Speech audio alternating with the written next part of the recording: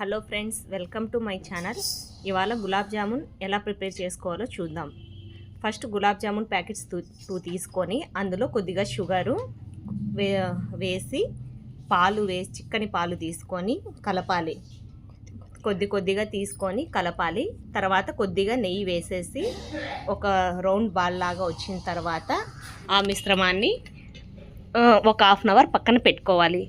తర్వాత ఒక పాన్ పెట్టి పాన్లో 3 గ్లాసెస్ షుగర్కి 3.5 గ్లాస్ వాటర్ వేసి లైట్గా కలుపుకుంటూ కొద్దిగా యాలకుల పొడి వేసిన తర్వాత తీగ పాకం వచ్చేలాగా చక్కెర పాకం రెడీ చేసుకోవాలి. తర్వాత దాన్ని పక్కన పెట్టేసేసి ఒక పాన్ పెట్టుకొని పాన్లో కొద్దిగా ఆయిల్ వేసి గులాబ్ జామున్ రౌండ్స్ ఈ గులాబ్ జామున్ మిశ్రమాన్ని చిన్న రౌండ్స్ లాగా చేసుకొని పక్కన పెట్టుకుందాం. పాన్లో ఆయిల్ వేసి ఆయిల్ హీట్ అయ్యాక సిమ్లో పెట్టిన తర్వాత ఈ గులాబ్ జామున్ బాల్స్ని తక్కువ సిమ్లో పెట్టి బాగా బ్రౌన్ కలర్ వచ్చేలాగా బాల్స్ని ఫ్రై చేసుకోవాలి. తర్వాత మిగిలిన బాల్స్ అన్నీ కూడా ఈ విధంగానే బ్రౌన్ కలర్లో వచ్చే విధంగా ఫ్రై చేసుకోవాలి. ఇప్పుడు పాకం వచ్చిందో లేదో చెక్ చేసుకుందాము. తీగ పాకం వచ్చే వరకు విధంగా చూసుకోవాలి.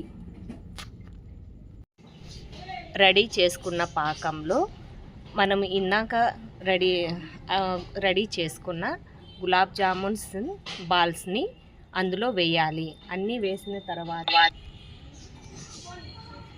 గులాబ్ జామున్ బాల్స్ అనేటివి షుగర్ పాకంలో డిప్ మునిగేంత వరకు కొద్దిగా కలబెట్టాలి. తర్వాత వాటిని ఒక హాఫ్ అన్ అవర్ వరకు పక్కన పెట్టాలి. ఆ సీరం అనేది గులాబ్ జామున్లోకి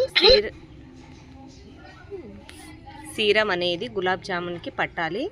అంత లోపల మనం కొద్దిగా నెయ్యి వేసి ఒక పాన్లో అందులో జీడిపప్పు, బాదము చేసుకున్న ముంతో ఆడిపప్పు గులాబ్ జామున్ మీద వేస్తాం. ఇప్పుడు మన గులాబ్ జామున్